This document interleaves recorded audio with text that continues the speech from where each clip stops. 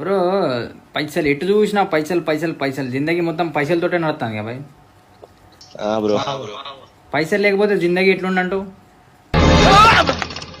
ఊహిస్తేనే భయంకరంగా ఉంది. ఎట్లుంటది?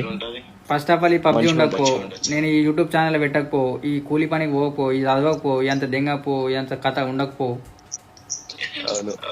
మా అయ్య రోజు నన్ను దెంగులు కూడా దెంగకపో.